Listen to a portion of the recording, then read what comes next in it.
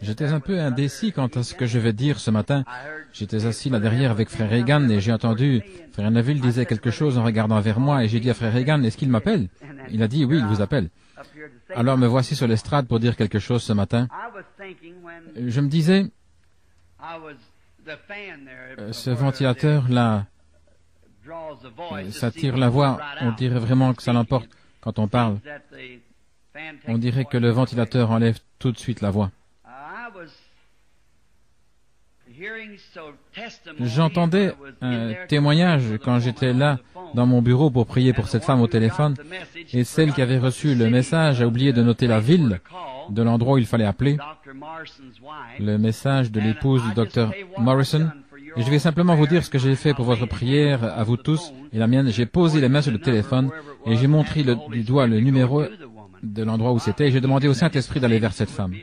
Si je pense qu'il écouterait ça autant que s'il ferait, et puis j'ai simplement raccroché, et il se pourrait que ce soit comme ça, que le Seigneur voulait que ce soit, oui, il se pourrait que ce soit mieux comme cela.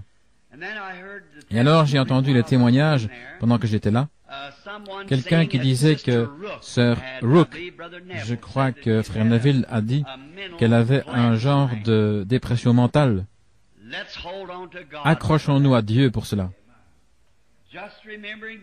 En se souvenant de ceci, Dieu connaît les siens. Il connaît tout à leur sujet. Vous entendez bien là derrière? Sinon, il y a des places vides ici devant. Vous pouvez changer de place si vous voulez. Et voyons. Est-ce que ceci est le micro principal? Celui-ci, c'est le micro principal? OK. On va voir si on peut le rapprocher un tout petit peu.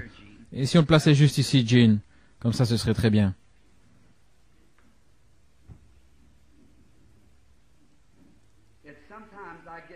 Parce que parfois je suis un peu enroué. J'ai prêché pas mal. Est-ce que ça va mieux comme ça? Vous m'entendez mieux?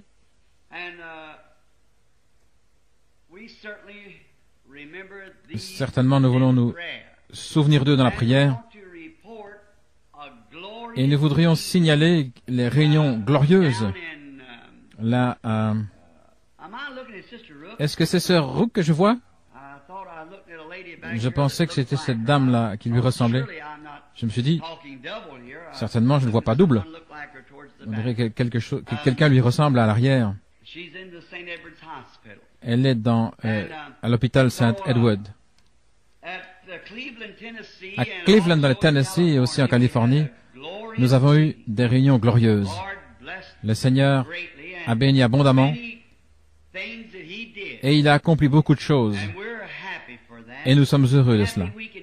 Nous sommes heureux de pouvoir revenir vers les nôtres, faisant le rapport de sa bonté et de la miséricorde de Dieu. Et c'est comme ça qu'il faisait dans la Bible.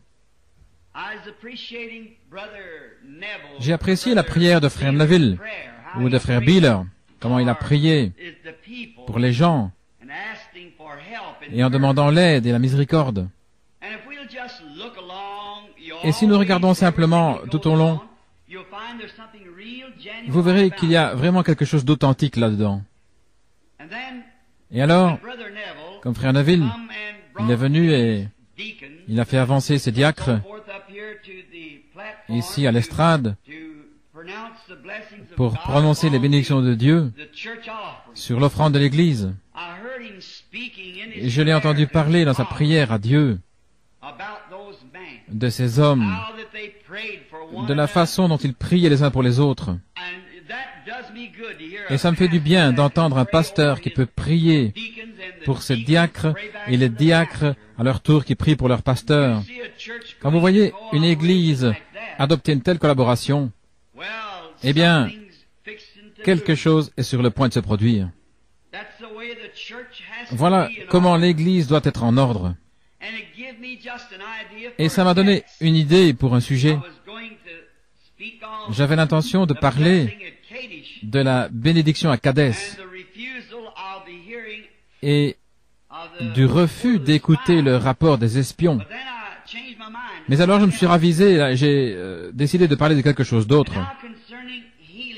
Et maintenant, en ce qui concerne la guérison, il y a juste un petit témoignage que je voudrais donner. J'espérais voir mon garçon Billy là derrière. Il a ça dans sa poche. Et Billy va beaucoup mieux dans la réunion qu'avant. Il était nerveux, bouleversé. Il parlait un peu comme ceci. Oh, va t'asseoir, va t'asseoir. Je vais vous donner une carte de prière. Et j'ai remarqué récemment qu'il y a des gens qui viennent à la réunion et vraiment il les prend en pitié. S'il lui reste plus de cartes de prière, alors il les installe dans une pièce pour que j'aille prier pour eux. Il est arrivé quelque chose à Chicago la dernière fois et je voudrais lire cette lettre, du moins s'il arrive. Je n'ai pas eu l'occasion de le voir. Il ne savait pas que je viendrais ici ce matin et que j'aurais besoin de cette lettre. Mais ça m'est simplement venu à l'esprit quand j'ai pensé à toutes ces maladies. Et voici ce qu'il en est. C'est une lettre recommandée. Je lisais dans le journal, non, on me l'a rapporté, que les journaux critiquaient Oral Roberts d'avoir prié pour une femme qui était atteinte du diabète et qui était morte. Maintenant, en tant qu'Américain, j'aime bien écouter les lois et ceux qui ont l'autorité, mais je pense que ce n'est pas juste. Je me demande s'ils voudraient parler dans le journal de tous ceux pour qui Oral Roberts a prié et qui ont été guéris et que les médecins avaient abandonné. Je me demande s'ils voudraient faire le contraire une fois, voyez-vous. Ils ne le feraient pas. Et alors je pense peut-être que le diable les a tellement brouillés, et Dieu permet cela, alors, et au jour du jugement, ils devront rendre des comptes. Mais moi je connais des milliers de gens pour qui Oral Roberts a prié, qui étaient mourants et qui sont rétablis. Ainsi, voyez-vous, ils sont injustes à ce sujet. Ils vont publier leur point de vue critique, mais ils ne publieront pas l'autre point de vue. Le journal est censé tenir le public au courant des événements qui se produisent. Alors je pense que si les êtres humains sont intéressés les uns aux autres, alors si quelqu'un est guéri, vraiment guéri, tous les journaux des États-Unis devraient publier cet article-là. Mais on ne peut pas les engager à faire cela. Non. Présentez-leur quelque chose comme ça, ils vont ricaner et s'en moquer. Mais s'il y a quelque chose à critiquer, ça montre simplement que cette nation est prête pour le jugement. C'est juste. Il doit y avoir un jugement, il n'y a pas moyen d'y échapper, et ils ne font qu'amasser des charbons ardents sur leur tête. Et ils sont tellement dissociés par rapport au principe. Le principe d'un journal, son principe, c'est d'informer le public de tout ce qui se passe, bon ou mauvais. Mais ils se sont éloignés de leur principe. Et lorsqu'ils sont éloignés de leur principe, alors ils n'accompliront pas leur but correctement. Et c'est la même chose avec l'Église. Lorsque l'Église s'est éloignée de ses principes, elle ne peut jamais servir les saints correctement. Nous devons rester ensemble. Nous devons être unis. Nous devons être d'un même cœur, d'un même accord. Sinon, nous ne pourrons jamais servir ni Dieu ni les gens, à moins d'être d'un même cœur, d'un même accord, à soutenir les principes de la Bible et les choses que Dieu a dites, qui sont justes. Nous devons toujours nous tenir près de ces choses-là. Billy avait mis dans la pièce à Chicago, quelqu'un était venu vers lui, une femme, avec son mari qui avait un cancer du poumon et il mourait. Et sa femme était une victime de la polio, elle était dans une chaise roulante. Et elle essayait de prendre soin d'un homme qui arrivait à peine à se mettre debout et qui avait un cancer au poumon. Et Billy lui a dit, « Je suis désolé, monsieur. » Il a dit, « J'aimerais bien vous donner une carte de prière, mais il ne m'en reste plus une seule. » Et il a dit, « Eh bien, d'accord, fils. » Il a dit, « Nous sommes efforcés de venir jusqu'ici, mais c'est vraiment pas facile pour nous. » Billy a dit, « Je vais vous dire ce que je vais faire. Je vais aller chercher papa, je vais le faire entrer, ensuite je le ferai sortir. Et à ce moment-là, dès que vous aurez entendu son message, alors prenez votre femme et vous et entrez dans cette petite pièce-là par laquelle je passe et je lui demanderai de prier pour vous. » Il a dit, « Oh, ça c'est un beau geste de ta part, mon fils. » C'est bien, voyez, voilà une attitude. C'est bien, c'est formidable. Et ce soir-là, Billy, quand il est allé là, contrairement à ce qu'il avait dit, il y avait là son beau-frère qui saignait, qui souffrait d'hémorragie pulmonaire, et aussi sa belle-sœur qui saignait à l'estomac à cause d'ulcères. Ils étaient entrés là avec eux. en prétextant les aider à entrer. On doit faire attention, sinon on pourrait remplir toute une pièce, voyez. Mais après être passé là pour prier pour eux, nous avons reçu une lettre par la poste disant que cet homme est parfaitement guéri du cancer des poumons. La femme, son épouse, qui était dans le fauteuil roulant, elle est sur pied, elle se déplace aussi normal qu'avant. Et l'homme qui souffrait d'hémorragie des poumons, causée par la tuberculose, est complètement guéri, et son épouse est guérie de ses ulcères. Tous les quatre guéris d'un seul coup. Je me demande si les journaux voudraient publier ça. Voyez? Oh, mais Dieu est toujours Dieu. Il fait simplement les choses à sa manière, vous savez. Et il est tellement bon. Nous sommes tellement heureux de savoir qu'il est Dieu. Nous parlions l'autre matin d'un jeune prédicateur que nous connaissions. Il avait l'habitude d'aller partout prier pour les malades. Il était allé prier pour une personne à l'hôpital de Louisville. C'était un cas de tuberculose et cette dame est morte. Ce jeune homme a dit, eh bien, il est utile, il n'y a pas de Dieu, il tiendrait sa parole. Il a dit, je l'ai oint exactement comme dit la Bible. S'il ne tient pas sa parole, il n'est pas Dieu. Il a dit, c'est juste un livre. Maintenant, ça semblerait comme ça, à moins de connaître Dieu. Et c'est une partie des Écritures, mais ce n'est pas toute l'Écriture. C'est sur la base de la foi de l'individu. Et j'ai dit à ma femme, j'ai dit, il s'est passé tant de choses qui me le font savoir. Je sais pas ce qui va m'arriver à la fin. Il se pourrait que je suive la même voie. Si jamais Dieu retirait sa main miséricordieuse sur moi, eh bien, je suivrai la même voie. Mais tant qu'il gardera sa main de miséricorde sur moi, je resterai sous sa conduite, je continuerai. Mais j'ai demandé à Méda, j'ai dit, qui était dans la chambre ce matin-là après la vision où j'ai vu ma petite fille Sharon? En fait, l'autre jour, j'ai failli m'évanouir. J'étais dans la rue et vous connaissez mon histoire de la vision que j'ai eue. Je regardais, j'ai vu venir près de moi une jeune fille qui descendait la rue ici à Jeffersonville, tout à fait exactement comme cette vision. J'ai dû me serrer les mains. Elle ressemblait tellement à la vision que j'avais eue de ma petite Sharon. Il y avait une jeune femme là. Et après cette vision ce matin-là, quand dans la gloire, Hope me disait, elle avait le bras autour de mes épaules, elle disait, ne te fais pas de soucis pour nous, Bill. Nous sommes mieux comme cela. Je voulais me suicider. Et elle a dit, ne te fais pas de soucis, promets-moi que tu ne te feras plus de soucis. Et j'ai dit, je ne peux pas promettre ça à Hope, parce que je me fais du souci, c'est plus fort que moi. Et je suis sorti de la vision, j'étais debout là, dans cette chambre sombre. Et c'était pas une vision, ni une imagination, mais son bras était encore autour de moi. Et elle me tapotait. Et je me suis dit, attendez une minute. Je ne savais pas comment l'appeler à ce moment-là, une vision, j'appelais cela une transe. Et j'ai dit, ceci, sa main est encore là. J'ai dit, est-ce que tu es là, Hope? Elle a dit, Bill, promets-moi que tu ne feras plus de soucis pour moi à mon sujet et Sharon. Parce que j'étais vraiment au bout de la route. J'étais sur le point de me suicider. Et j'ai dit, je te le promets. Et elle m'a serré dans ses bras. Elle m'a tapoté avec sa main. Et puis j'ai dit, Hope, où es-tu? J'ai avancé à tâtons jusqu'à ce que j'ai saisi la petite chaîne de la lampe. J'ai tiré, j'ai cherché partout, j'ai inspecté les chaises pour voir s'il était là. Il est Dieu. Il est Dieu aujourd'hui tout autant qu'il était sur la montagne de la transfiguration quand Moïse et Élie sont apparus. Il est toujours Dieu. Nous pouvons passer par beaucoup de difficultés et d'épreuves. Souvenez-vous simplement qu'il y a quelqu'un qui sait, qui éclaire le chemin, qui rend la chose réelle. Je ne sais pas ce qu'il y a derrière le rideau, mais je sais une chose. Je cours vers le but de la vocation céleste. Chaque jour, j'essaie de vivre pour ce grand événement qui aura lieu un jour, quand je le verrai face à face, et que je raconterai l'histoire sauvée par grâce.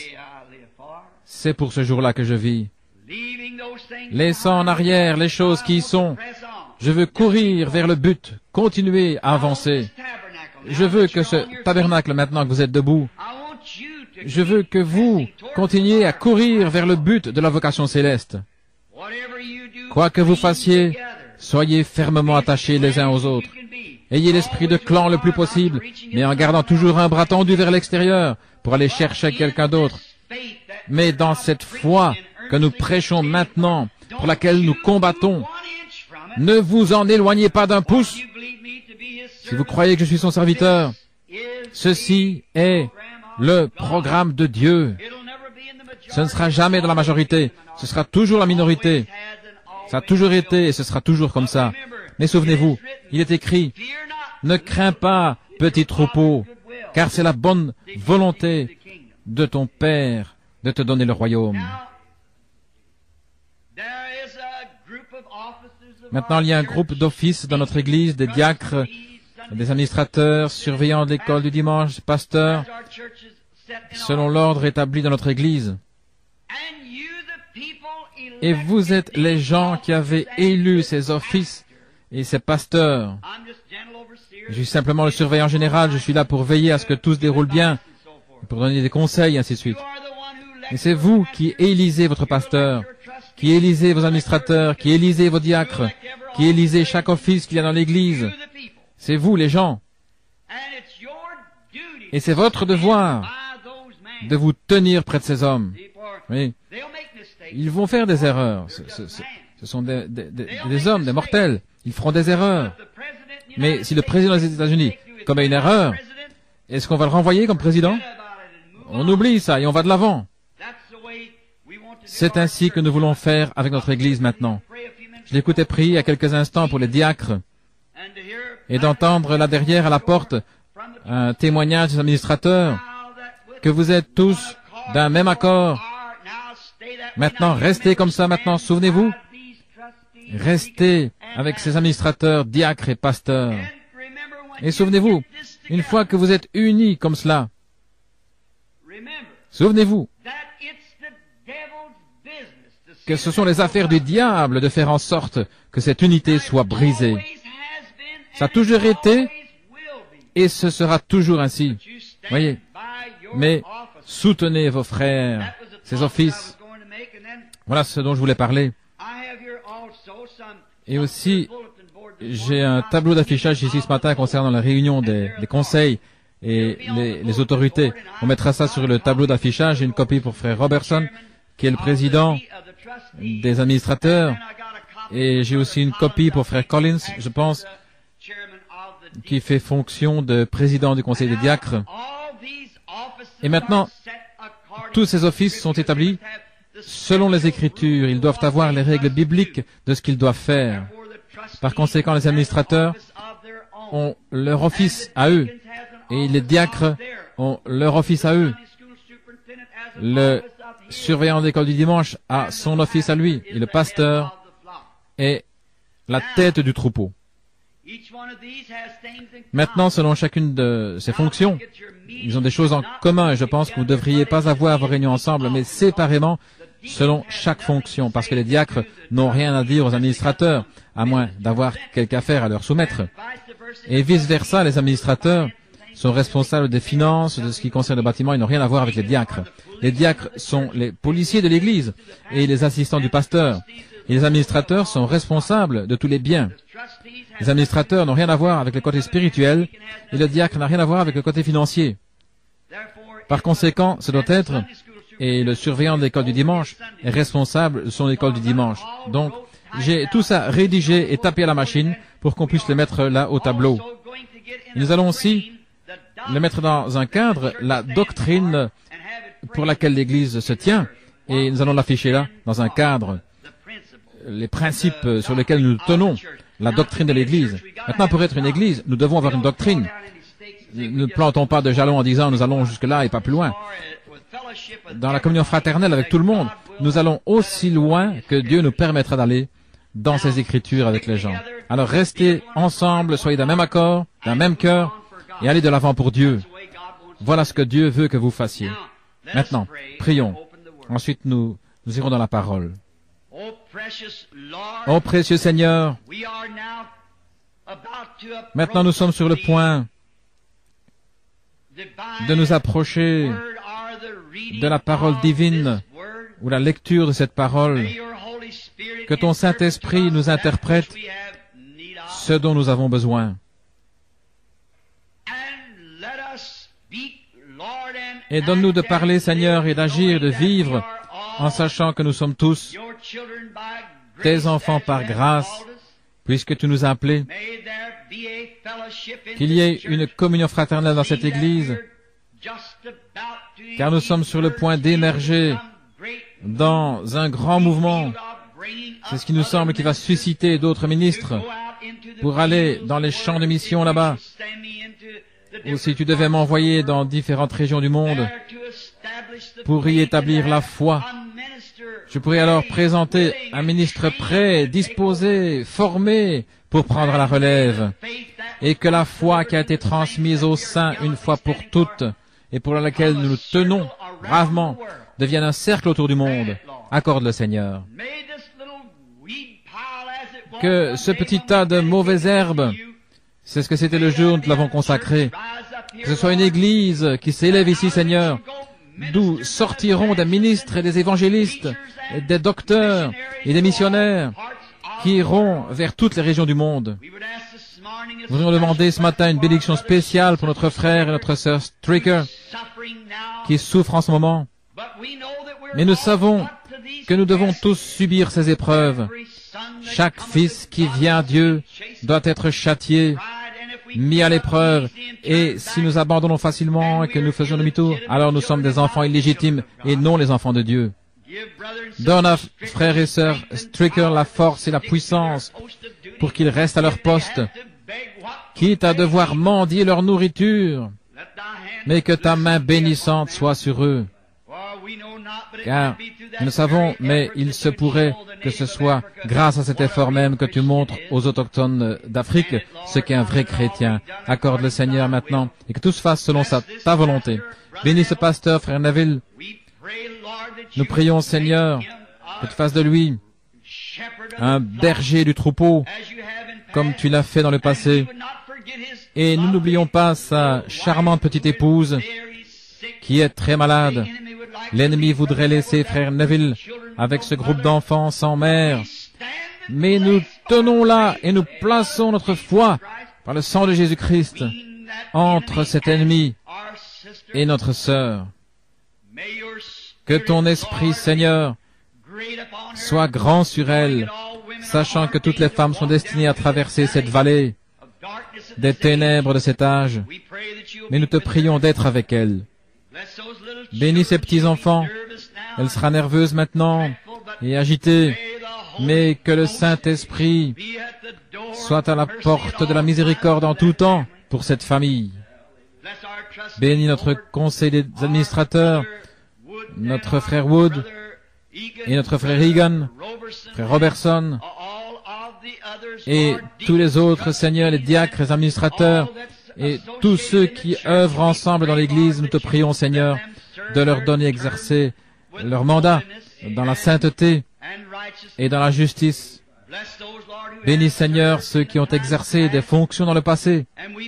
Et nous te prions de continuer à être avec nous tous, de sorte qu'on nous connaisse comme une Église qui œuvre dans l'unité, dans l'esprit et dans l'amour du Seigneur. Nous te prions maintenant de nous dispenser la parole selon nos besoins, alors que nous lisons dans ta parole écrite, car nous le demandons dans le nom de Jésus. Amen.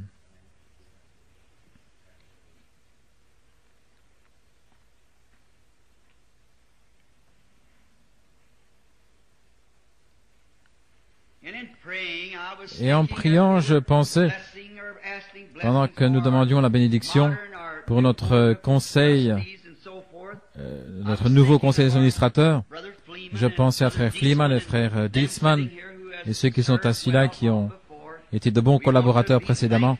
Nous voulons rendre grâce à Dieu pour leur service loyal. Que le Seigneur soit toujours avec eux pour les bénir et les aider. Je voudrais lire, souvenez-vous maintenant, le tableau d'affichage et tout, et les réunions qui auront lieu prochainement. Et nous sommes heureux d'avoir parmi nous ce matin, eh bien, je pourrais le dire comme ceci, un homme qui m'a été très précieux dans le passé et qui m'est précieux maintenant, un bon frère, Fred Sothman et son épouse de Saskatchewan au Canada, qui est ici pour séjourner avec nous. dans notre nation, pour demeurer dans le pays, mais dans notre communion, c'est un frère bien-aimé, frère Fred Sothman. C'est lui qui a organisé la campagne pour moi quand j'étais au Canada. Et un autre précieux frère, qui était aussi autrefois un Canadien, et qui était un homme d'affaires, et qui peut prouver au monde qu'on ne peut pas donner plus que Dieu. Lui et son copain ont créé une fondation dont les fonds sont destinés à la construction d'un bâtiment, aux missions étrangères, une fondation. Ils m'ont fait venir à Oakland pour une réunion, et ils ont dit qu'ils avaient l'argent, qu'ils allaient tout parrainer par leur fondation. Frère Fred et moi, nous avions essayé ça avec de l'argent que frère Fred avait, et je n'avais pas voulu accepter à titre individuel. Nous avions décidé de donner ça aux Canadiens et de ne même pas prendre d'offrande, mais ce n'a pas été un succès. Les réunions se sont bien passées, mais parce que nous n'avions pas ramassé d'offrande, peu importe que l'Église vaille 100 milliards de dollars, vous voyez, et on doit quand même à Dieu de ramasser une offrande. Ça fait partie de l'adoration. Et vous voyez ça, et autant que je suis contre l'argent et ces choses-là, j'ai découvert que quand un homme a tort, autant admettre qu'on a tort. En effet, frère Fred et moi, nous avons constaté que ça n'a pas vraiment donné un bon résultat. Et frère Borders, quand j'ai quitté frère Fred et que je suis allé vous rencontrer à Oakland, j'ai dit, mais faites surtout pas ça. Faites passer le plateau d'offrande. Prenez une offrande. Que ce soit, mettez-le dans votre fondation pour une autre réunion quelque part. Et avant la fin des réunions, frère Borders et ses amis sont venus me dire, tout ce que nous avions mis dans la réunion a déjà été recueilli. Et puis il y a quelques jours, il a organisé une réunion à San José, en Californie, où il a réuni, je pense, 60 ou 70 églises dans la vallée. Toutes les différentes confessions qui ont collaboré, nous avons eu une convention formidable. Nous y sommes retournés. Nous allons y retourner en novembre. Nous sommes heureux que vous soyez parmi nous, frère Borders et frère Fred, assis là-bas. Et ces hommes sont peut-être inconnus à vous tous, mais ils ont été des frères précieux pour moi sur les champs de mission, combattant pour la foi pour laquelle nous nous tenons. Que Dieu vous bénisse, frère. Nous sommes contents de vous avoir avec nous ce matin dans ce petit tabernacle. Il n'est pas grand-chose à regarder, mais il y a quelque chose ici. Nous savons que Dieu habite ici, voyez. Alors nous sommes heureux pour cela. Et il y a d'autres précieux frères, si j'avais le temps, je les mentionnerais, qui sont avec nous aujourd'hui. Maintenant, je suis dans l'anticipation et je prie, c'est que dans les jours qui viennent, le Dieu voulant, je voudrais aller, je me sens conduit, je ne l'ai pas encore annoncé, la prochaine réunion dans l'Ohio pourrait être avec Sullivan au terrain de camping très prochainement. C'est seulement un trajet d'environ 160 km pour aller là. Et je pense, Jean, quelque chose comme ça, ce serait un beau voyage si vous n'avez rien de prévu pour vos vacances, si le Seigneur continue à nous conduire. Un homme très bien, frère. Sullivan. C'est le maire de la cité. C'est le maire de la ville, là. Un ex-maire. C'est un homme du Kentucky à l'ancienne mode, c'est tout ce que je peux dire de lui. Quand je l'ai rencontré l'autre jour, tous les deux nous avons grandi là-bas dans les montagnes du Kentucky. Il m'a dit, est-ce que tu as toujours ton asafétida autour du cou, Billy? Vous savez, vraiment qu'il y a du Kentucky. Maintenant, non, je ne vais pas manquer d'égard envers mes frères du Kentucky. Frère Jeffries et les autres. Ouais, je suis du Kentucky aussi, vous savez. Et je vais vous dire une chose comme ça. Nous ne sommes pas du Kentucky, nous ne sommes pas non plus des Américains. Nous sommes des pèlerins et des étrangers. Nous cherchons une ville à venir, une cité. Maintenant, pour la lecture, lisons dans le livre de l'Exode pendant quelques minutes. Je voudrais lire au chapitre 23, au verset 20, jusqu'au verset 23 inclus. Et je voudrais tirer un sujet ce matin, de ceci plutôt, une délivrance totale. Je ne serai pas long. J'attendais pendant que vous preniez le livre et le chapitre. Voici, j'envoie un ange devant toi pour te protéger en chemin et pour te faire arriver au lieu que j'ai préparé. Tiens-toi sur tes gardes. Obéis à sa voix. Ne le provoque pas, parce qu'il ne pardonnera pas tes transgressions, car mon nom est en lui. Je suis sûr que l'Assemblée sait qui était cet ange. Mon nom est en lui. Et si tu obéis à sa voix, et si tu fais tout ce que je te dirai, alors je serai l'ennemi de tes ennemis et l'adversaire de tes adversaires. Car mon ange marchera devant toi et te conduira chez les Amoréens et les Hétiens, les Phérésiens, les Cananéens, les Éviens et les Jébusiens, et je les exterminerai. Que le Seigneur bénisse sa parole, alors que nous parlerons maintenant pendant quelques minutes, s'il vous plaît. Je pensais à ce sujet, une délivrance totale. L'Église a été dans la minorité. Elle le sera toujours quant aux membres, jusqu'à ce que Jésus vienne. Mais elle vit en dessous des privilèges que Dieu lui a donnés. Si seulement nous savions que ceci est l'Église du Dieu vivant, non pas le Branham Tabernacle, mais le Branham Tabernacle en est simplement une partie. Il y a d'autres tabernacles semblables, d'un bout à l'autre du pays. Frère Snelling, ce soir, il va avoir un service de baptême. J'ai oublié, frère Curtis m'avait dit de l'annoncer. Il m'avait dit hier, il va avoir un service de baptême. S'il y a quelqu'un ici qui n'a pas encore été baptisé, eh bien, frère Snelling serait heureux de le faire ce soir. C'est au tabernacle de la sainteté à Utica. Et frère Junior Jackson à New Albany. Et il y en a beaucoup d'églises semblables d'un bout à l'autre du pays. Mais nous vivons tous, on dirait plus ou moins comme si nous étions vaincus. Et j'ai entendu frère Neville annoncer ce matin, j'étais là derrière, c'est que ça m'est venu à l'esprit, que les gens, semble-t-il, s'éloignent de la délivrance. Ça semble être quelque chose que les gens ont vu et alors ils mettent ça de côté, eh bien Dieu peut le faire, mais ce n'est pas la bonne attitude. Maintenant Moïse, quand il a été appelé par Dieu,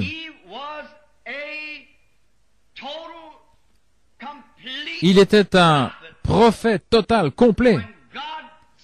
Quand Dieu envoie un homme pour faire quoi que ce soit, il l'équipe complètement de tout ce qu'il lui faut. Si Dieu appelle un homme à être un prédicateur, il met quelque chose en lui avec quoi prêcher.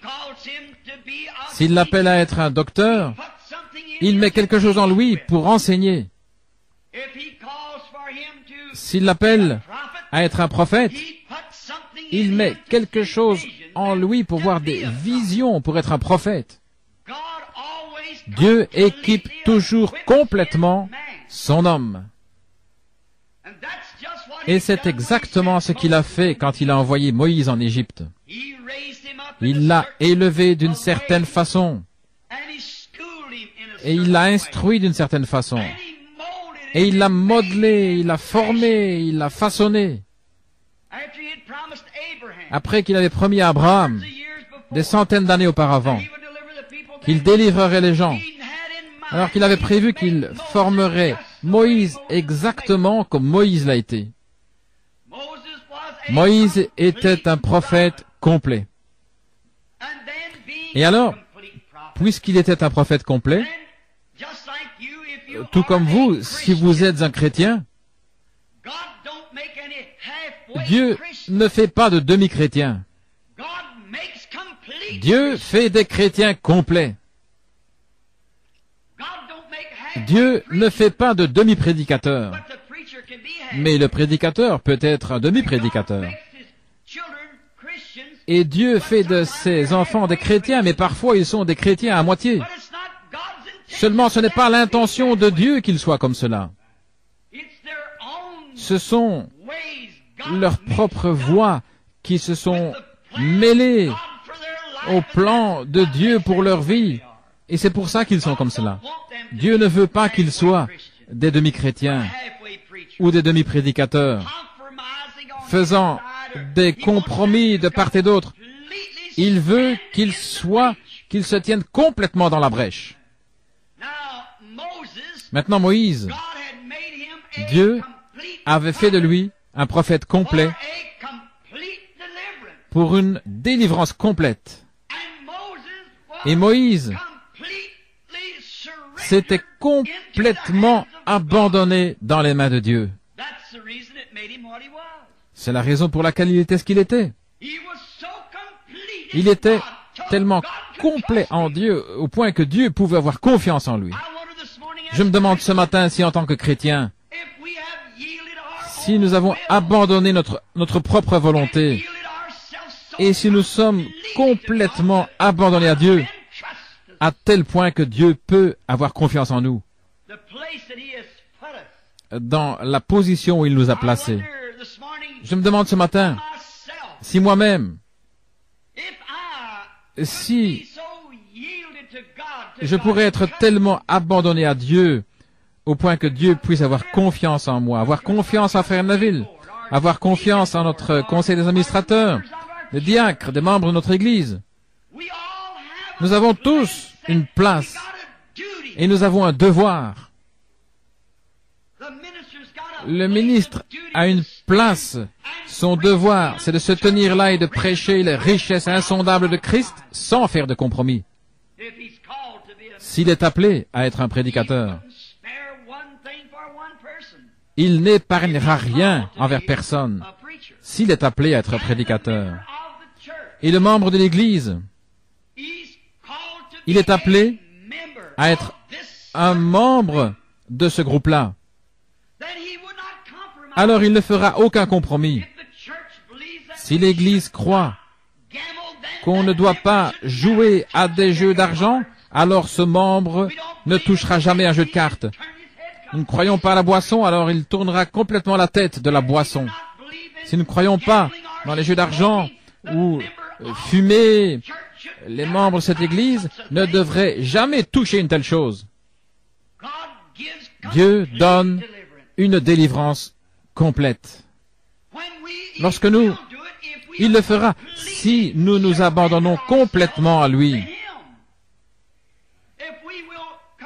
Si nous nous remettons complètement entre ses mains, alors Dieu pourra vivre en nous. Christ, l'espérance de la gloire.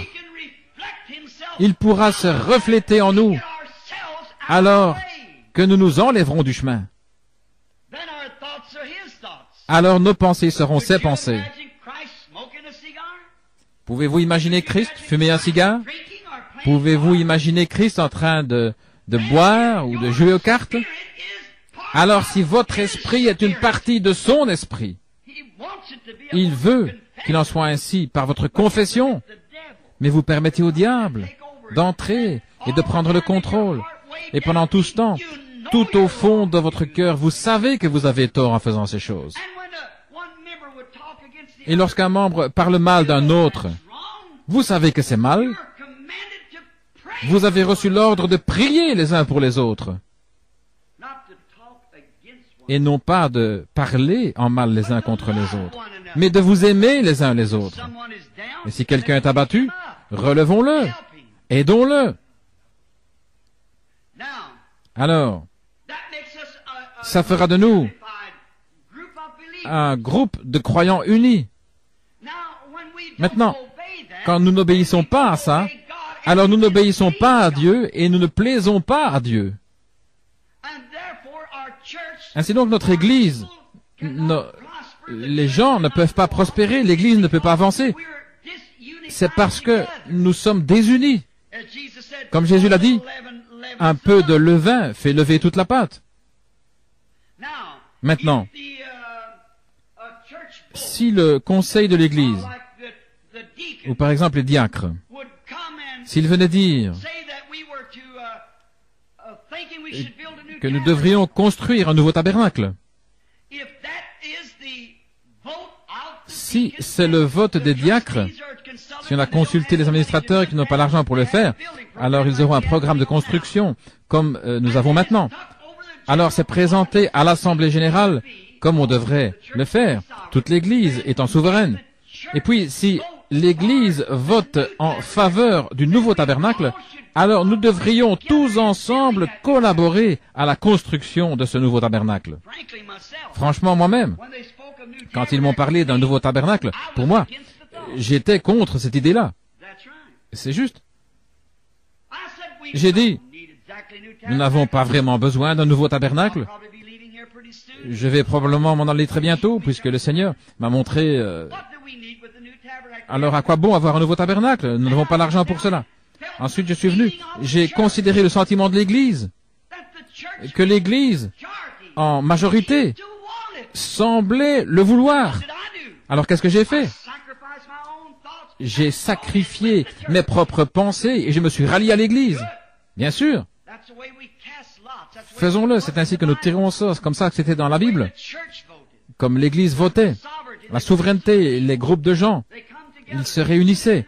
L'union fait la force. Et donc j'ai dit, certainement, si c'est ce que l'Église veut, si c'est ce que Dieu veut, il a plus d'autorité par le vote de tout un groupe de gens que par moi, parce que je n'ai aucune vision pour dire que ça ne devrait pas être. Alors nous allons nous rallier à l'Église et nous avancerons avec l'Église. Et je donne mon appui à ça pour faire tout ce que je peux, oui, pour donner un coup de main à l'Église. Ça devrait être le motif de chaque chrétien et de chaque personne dans l'Église. C'est de nous unifier et de nous serrer les coudes. Ce pourquoi l'Église vote, c'est ce que nous devrions soutenir.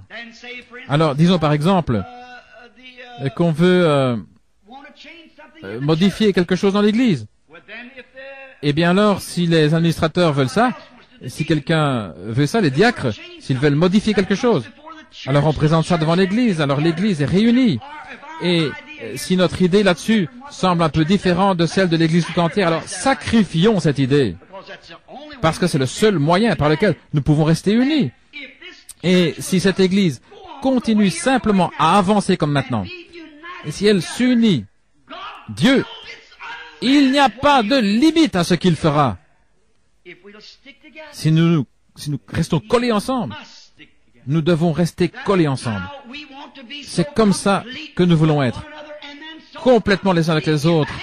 Et alors tellement complètement entre les mains de Dieu. Alors nous devons avoir un homme dont nous croyons qu'il prêche la parole de Dieu. Si cet homme ne le fait pas, alors allez chercher quelqu'un qui le fait vraiment. Voyons la position que nous devons avoir. Et si le conseil des administrateurs ne veut pas soutenir ce qui est juste, alors c'est votre devoir d'élire quelqu'un qui défendra ce qui est juste. Et après avoir fait ça, alors soutenez-le. C'est à vous d'y voir. Soutenez-le. Et tous ensemble, nous défendons une seule cause et c'est Dieu. Si un membre commet une erreur, ne le repoussez pas. Aidez-le. Relevez-le. Réunissez-vous. Ayez un entretien les uns avec les autres. Voyez ce que les Écritures disent. Quand nous commettons une erreur, allons près de Dieu. Avant d'aller près de Dieu, nous devons aller près de la personne que nous avons offensée. Et j'ai dû faire cela dernièrement, et je sais que j'avais mal agi, j'avais menti. J'avais incité ma femme à mentir. Je crois que je vous en ai parlé ici à l'église. C'était il y a quelques jours, il n'y a pas longtemps, environ 6 semaines. Les avocats m'avaient tellement perturbé avec cette enquête que je ne savais plus trop où j'en étais.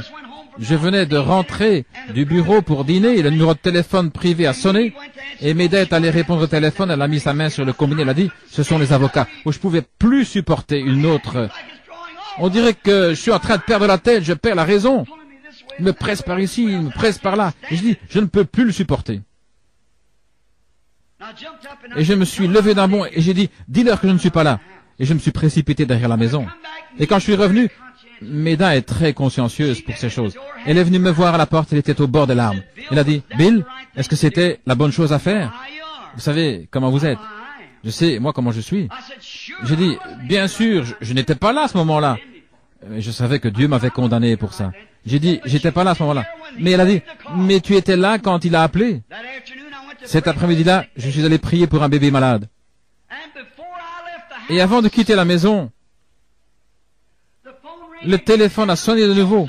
Et le petit Joseph est allé vite saisir le téléphone. Il a dit, « Papa, tu veux que je leur dise que tu n'es pas là ?» Voyez-vous comment le péché corrompt? quel genre de famille on aurait là à la fin? 1 Jean, chapitre 5, au verset 21. Si notre cœur ne nous condamne pas, alors nous avons de l'assurance devant Dieu. Mais si notre cœur nous condamne, comment pouvons-nous avoir de l'assurance devant Dieu? Nous savons que tant que nous avons un péché qui n'est pas confessé, il ne nous exaucera jamais, il ne nous entendra pas. C'est fort, mais l'Église a besoin de ces choses. Alors, je me suis mis à prier pour ce bébé. Et au moment où j'allais lui poser les mains, le Seigneur m'a repris, il a dit, « Tu as dit un mensonge. Tu n'es pas digne de prier pour ce bébé. » Je me suis détourné de cet homme et j'ai dit, « Monsieur, attendez ici. Je dois aller rectifier quelque chose. » J'ai appelé l'avocat. Je suis allé au bureau. Je l'ai fait venir, j'ai dit, « Écoutez, monsieur, j'ai dit un mensonge. J'ai fait mentir ma femme. Elle a dit que je n'étais pas là et je m'étais précipité derrière la maison. J'ai confessé ça et je lui en ai parlé.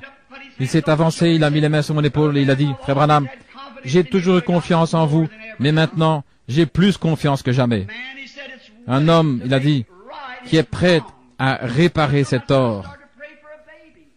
Je lui ai dit, je me suis mis à prier pour un bébé et le Seigneur me condamnait vraiment dans mon cœur parce que je savais que j'avais mal agi. Alors le lendemain, ma femme m'a dit, « Où vas-tu » J'ai dit, « Je viens à ma caverne. » Je suis allé à ma caverne, au nord de Charlestown, là où je vais depuis des années. J'y suis entré et j'ai prié toute cette journée-là. « Oh Dieu, ne me laisse plus jamais faire une chose pareille. Pardonne-moi, Seigneur. » Car au moment où j'allais imposer les mains aux malades pour prier, là, j'ai eu la condamnation. Vers 3 heures de l'après-midi, je suis ressorti. Il y avait un gros rocher juste là. Je suis monté sur ce rocher et je regardais vers l'est, les mains en l'air. Je louais le Seigneur. C'était tellement calme là. J'ai dit, Seigneur, si seulement une fois tu es passé près de Moïse, il a dit, quand tu l'avais caché là dans le creux du rocher, et ça ressemblait au dos d'un homme, j'ai dit, voudrais-tu le faire encore une fois, Seigneur, pour me faire savoir que je suis pardonné? Et j'ai dit, si tu veux bien m'aider pour me mettre quelque chose à l'esprit, j'ai dit, Seigneur, je ne suis pas très fort mentalement, parce que je n'ai pas d'instruction. Et j'ai dit, et j'essaie de te servir, tu connais mon cœur, et je n'aurais pas dû faire cela, je voulais pas faire ça. On aurait dit que j'étais en train de perdre la tête tellement j'étais nerveux. Et j'ai fait ça sous l'impulsion du moment, quand Satan m'a pris au piège. Et j'ai dit, si tu m'as pardonné, alors permets-moi de te voir, Seigneur. Et Dieu est mon juge, juste à côté de moi, dans un petit coin des buissons. Il y a eu comme un vent qui s'est mis à soulever un tourbillon. Il est venu directement le long de la paroi de la caverne où j'étais. Il est reparti à travers les bois. Oh frère, une paix qui surpasse toute intelligence qui m'a envahi. Et j'ai crié, j'ai pleuré, j'ai poussé des cris. Je sais que mes péchés m'ont été pardonnés. Voyez-vous, j'étais désuni avec Dieu. Je ne pouvais pas obtenir la délivrance de ce bébé. Et le lendemain même, un homme qui est venu de Chicago, un homme remarquable, un catholique nouvellement converti, les valvules de son cœur avaient enflé comme une chambre à air gonflée et on voulait les inciser depuis longtemps. C'est ce qu'on voulait faire, mais il ne leur permettait pas. Finalement, il a obtenu un entretien. Ces entretiens, on reste là jusqu'à ce qu'on ait découvert ce qui ne va pas. Et cet homme venait à peine d'entrer que le Saint-Esprit, alléluia, remonté dans sa vie. Il en a ressorti quelque chose qu'il avait fait quand il était enfant de cœur à l'église catholique. Il a dit, c'est la vérité. C'est la pure vérité. Il a dit, voulez-vous dire que c'était la seule chose retenue contre moi? Et j'ai dit, c'est la seule ombre que je vois dans votre vie. Il est reparti, il a dit au médecin, il a dit, très bien, préparez tout maintenant, nous allons faire l'opération. Le médecin a dit, nous allons vérifier de nouveau ce cœur. Il a examiné, il a dit, vous n'avez pas besoin de cette opération. Voyez, si notre cœur nous condamne, nous voulons une délivrance totale.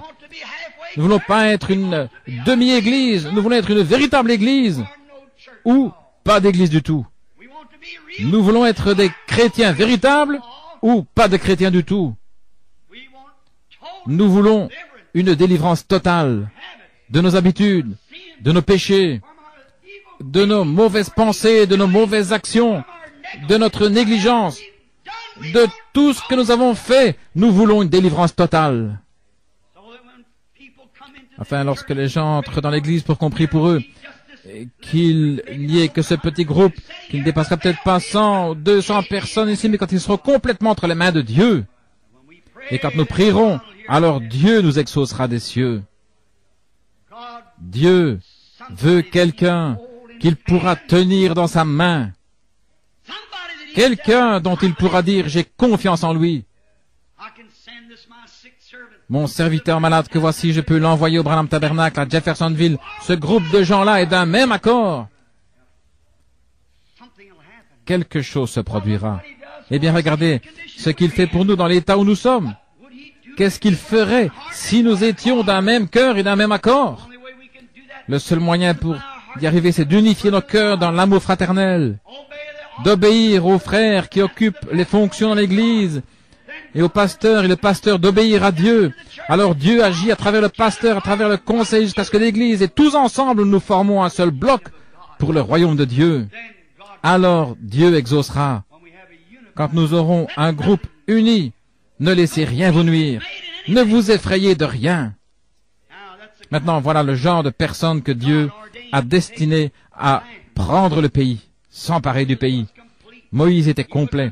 C'était un homme qui ne faisait pas de compromis. S'il y avait du remue-ménage, des querelles et d'autres choses, il ne faisait pas de compromis. C'est ce que Dieu veut de nous maintenant. Pharaon voulait consentir, il a dit, Moïse, vous pouvez tous partir, mais alors laissez vos enfants, ou laissez certains de vos troupeaux ici. Et c'est comme ça que le diable veut qu'un chrétien vienne. Il n'y a pas de mal à ce que tu adhères à l'Église, mais ne pardonne jamais à Jones. Il n'y a pas de mal si tu peux y apporter. C'est pas nécessaire d'abandonner le tabac, la boisson, le mensonge, le vol, les critiques, la médisance. Tu n'as pas à renoncer à ça. Adhère à l'Église et c'est tout. Mais Moïse n'était pas quelqu'un qui faisait compromis. Il voulait une délivrance complète. Il a dit, nous ne laisserons pas un seul ongle derrière nous. Nous prendrons tout ce qui nous appartient quand nous irons adorer l'Éternel. Voilà comment devrait être l'Église. Nous prendrons la justice, nous prendrons la sainteté, nous prendrons le Saint-Esprit, nous prendrons un groupe unifié quand nous irons à l'autel. Nous serons un vrai groupe, nous ne laisserons rien derrière nous. Nous prendrons tout. Il ne restera pas un seul ongle ici. Vous savez, les gens peuvent prier de telle sorte que le diable soit obligé de lâcher prise. C'est comme ça que Moïse et son groupe ont fait. Ils sont arrivés là, ils se sont mis sous le sang.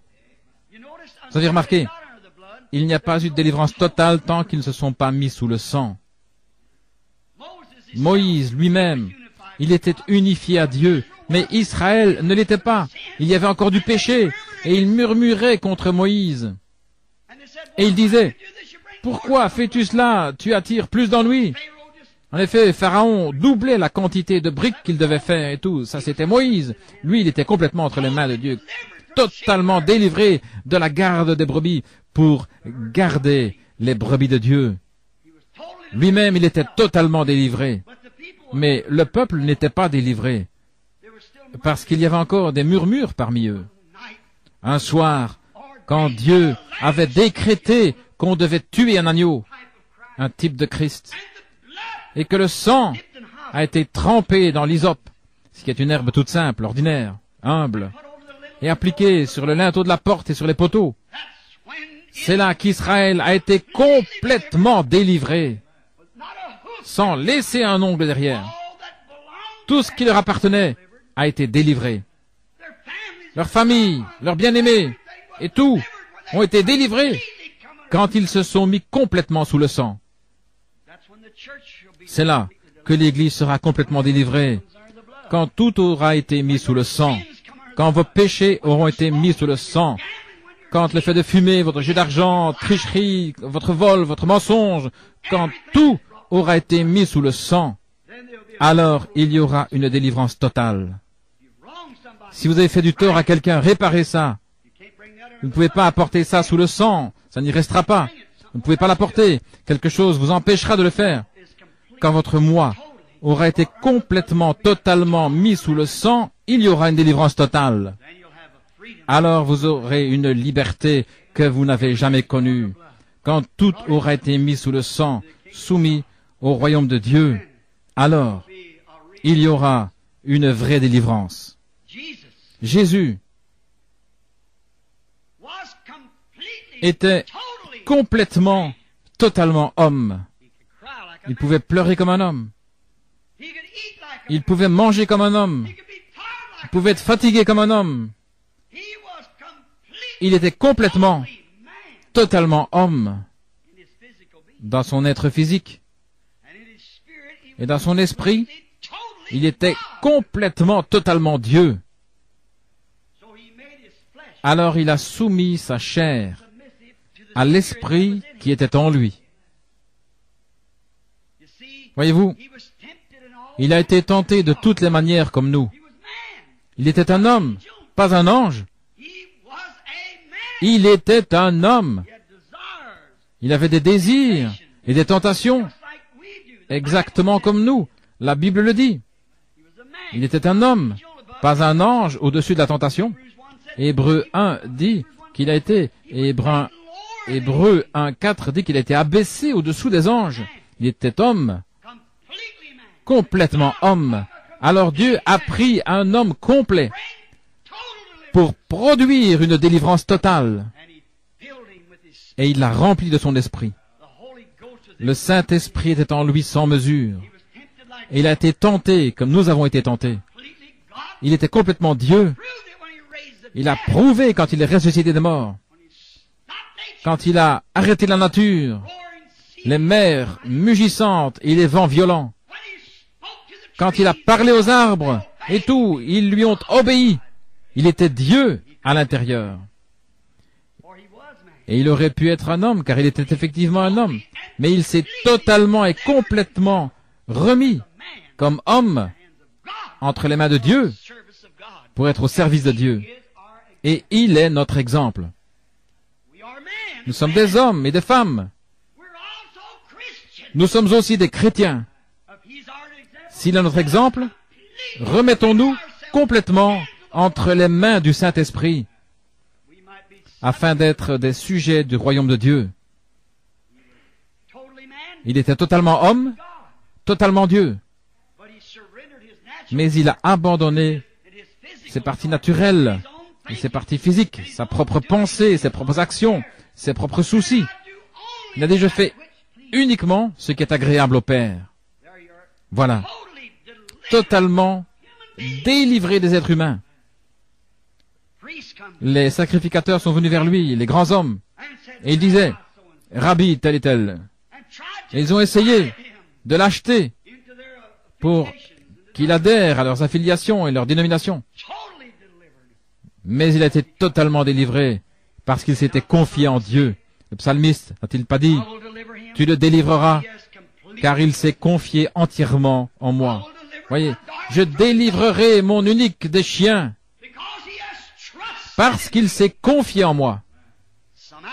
Alors, nous arriverons à la fin du voyage de la vie. C'est ce que je désire pour la mienne. Je sais ce que c'est ce que vous désirez pour la vôtre. Je désire qu'ils disent, je le délivrerai des mâchoires de la mort, car il s'est confié en moi. Je le délivrerai de la tombe, le matin de la résurrection. Je le délivrerai totalement, âme, corps et esprit, parce qu'il s'est confié en moi.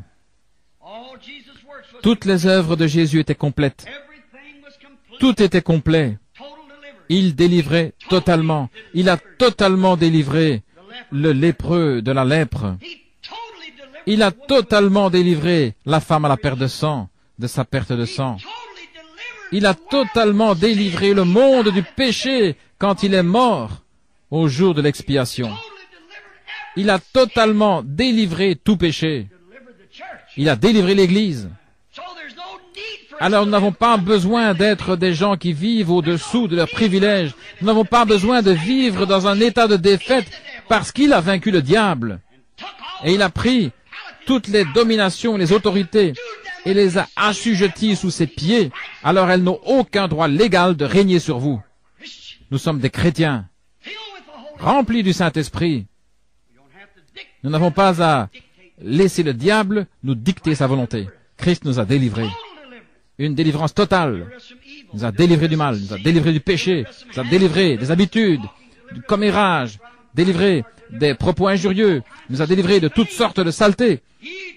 Il nous a totalement délivrés. Il nous a mis dans ses saintes mains une délivrance complète, totale. Il a délivré nos maladies. Il nous a délivrés de la maladie. En effet, nous avons un titre de propriété incontestable. Alléluia. Car il a été blessé pour nos transgressions et par ses meurtrissures, nous avons été guéris. Il est notre guérisseur. C'est pourquoi cette pauvre petite femme, victime de la polio, qui essaie de prendre soin d'un mari qui se mourait du cancer, elle est entrée dans les sphères de la présence de Dieu. Elle avait la foi. Les médecins avaient fait tout ce qu'ils pouvaient. Alors elle a suivi les instructions de Dieu et elle a été totalement délivrée. Les disciples ont une délivrance totale. Une délivrance absolument totale. Pourquoi?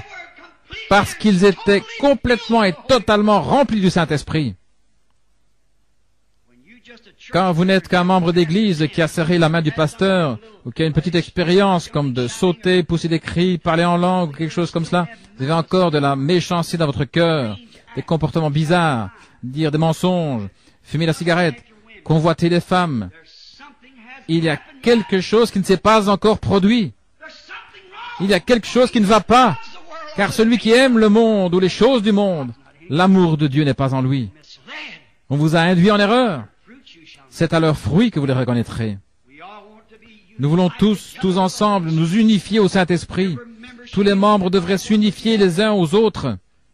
L'amour de Dieu est répandu dans nos cœurs par le Saint-Esprit. Il nous purifie de toute iniquité. Nous sommes délivrés des choses du monde. Jésus a dit, « À ceux-ci tous connaîtront que vous êtes mes disciples, si vous avez de l'amour les uns pour les autres. » Quand un membre aime tellement l'autre membre qu'il donnerait sa vie pour lui. Quand une vilaine chose commence, que le monde extérieur, certaines femmes vous disent, voyez, donc, ma chère, ça voudrait mieux que tu fasses ceci ou cela, que tu portes ceci, que tu fasses cela, ou que tu fasses ceci, que tu sortes avec cette bande exaltée. Nous sommes tellement unifiés avec Dieu. Vous direz, eh bien, frère Branham, c'est une tentation très forte.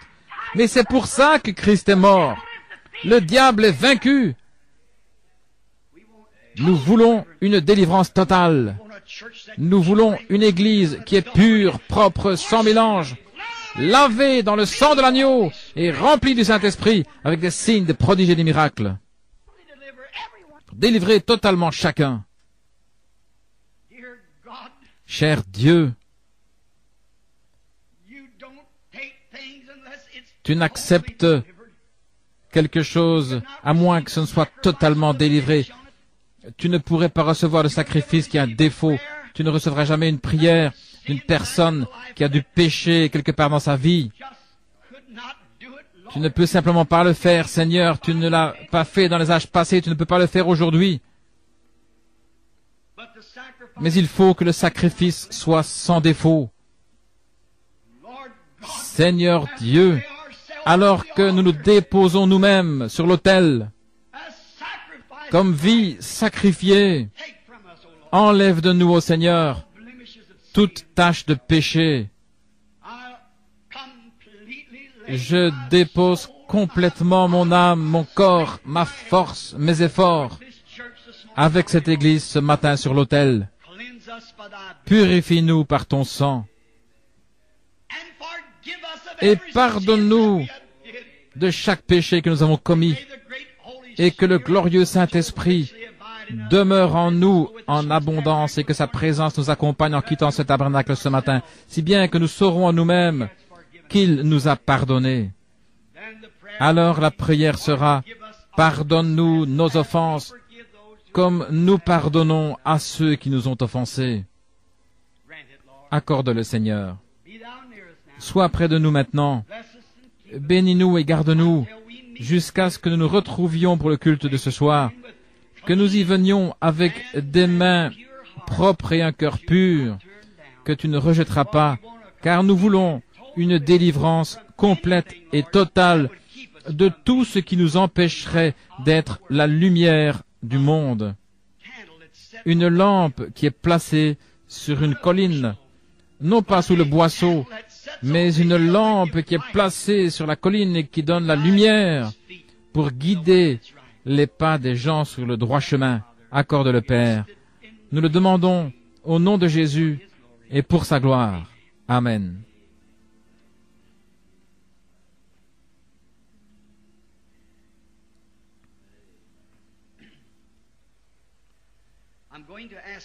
Je vais demander à Doc,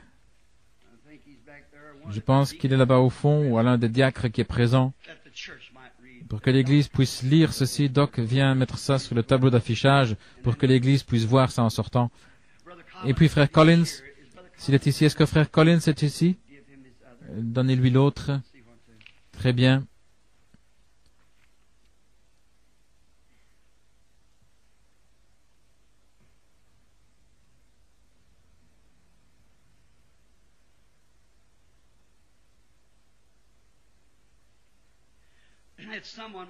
C'est quelqu'un qui voudrait avoir un entretien. Et ça, c'est toujours accordé. Nous sommes contents. Et des entretiens, j'en ai. Voyez-vous, la chose que vous devez faire, c'est d'appeler à notre numéro là-bas. Nous avons eu tant d'ennuis à la maison, l'église de C. Et ce sont des nouveaux venus. L'église est au courant. On devrait mettre un petit bout. Je vais demander qu'on affiche ça dans l'église pour ceux qui viendront. Voyez-vous, il y en a tellement que nous ne pouvons pas nous occuper de tout. Mais on les prend un, par numéro. Voyez, si vous voulez simplement téléphoner à Butler 21519 Butler et n'importe quel membre qui voit quelqu'un qui a un besoin, je suis toujours content de voir les gens. Mais nous avons une méthode habituelle. Il y a des gens qui ont déjà appelé plusieurs fois et vous voyez, nous les faisons passer l'un après l'autre. Vous voyez, autrefois on faisait ça un peu au hasard, n'importe comment, on passait, on sautait, les gens rentraient chez eux déçus et tout. Maintenant, tout a été mis en ordre. Et c'est de ça que nous essayons de parler maintenant, voyez-vous, de tout mettre en ordre de façon parfaite. Et je serais content de voir ces chères personnes, s'ils veulent simplement composer Butler 21519 1519 et M. Mercier ou M. Gaud, l'un des deux, répondra au téléphone et il vous dira exactement quand vous pourrez avoir un rendez-vous. Nous avons un local là-bas climatisé et prêt pour qu'on puisse recevoir les gens et prier pour eux. Nous ne demandons pas mieux que de faire cela. Maintenant, la raison pour laquelle je ne viens pas à l'église, les gens pensent que je cherche à m'éloigner des gens. Ce n'est pas ça. J'essaie précisément, voyez, d'être tout à fait en ordre. Voilà ce que je veux.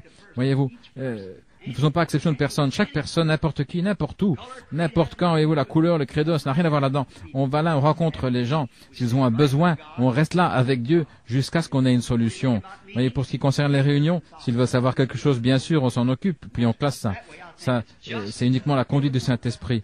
Je pense que ça, c'est juste, vous voyez, sur un pied d'égalité, sans exception de personne. Vous voyez, il y a des gens qui étaient venus pour qu'on prie pour eux ce matin et qui étaient malades et qui voulaient qu'on prie pour eux. Très bien. Il n'y en a pas. Alors, chantons ce bon chant-là pour l'adoration. Que pouvons-nous chanter ce matin? Qu'est-ce qui peut effacer mon péché? Tu connais ça, Teddy? Rien d'autre que le sang de Jésus.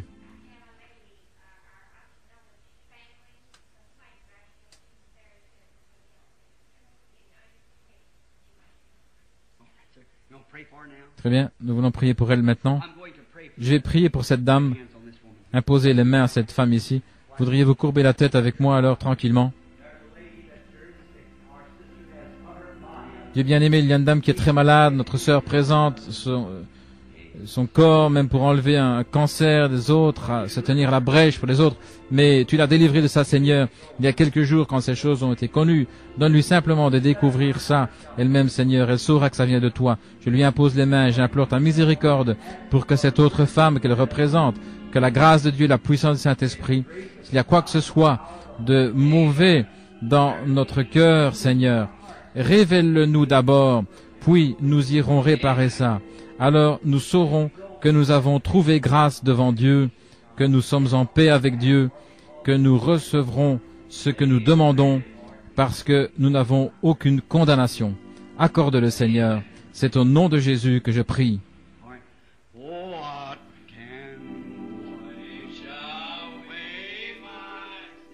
Qu'est-ce qui peut effacer mon péché? Rien d'autre que le sang de Jésus. Qu'est-ce qui peut me rétablir, me guérir? Rien d'autre que le sang de Jésus.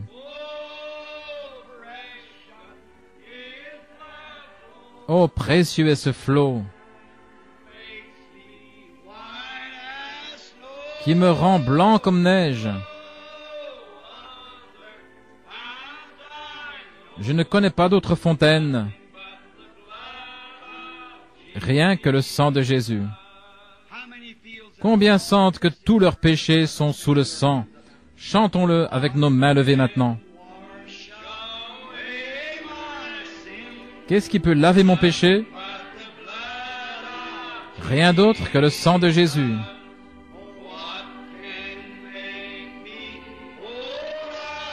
Qu'est-ce qui peut me rétablir? Rien d'autre que le sang de Jésus. Maintenant, comme nous baissons les mains, serrons la main de ceux qui sont autour de nous.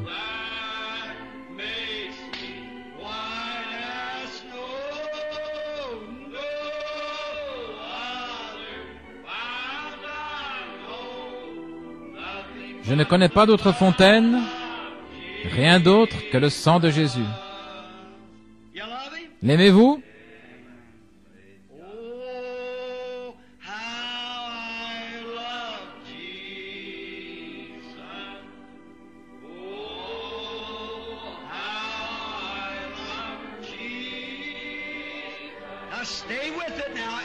Maintenant, tenez-vous-en à ça là, tout le monde. Accrochez-vous à Dieu.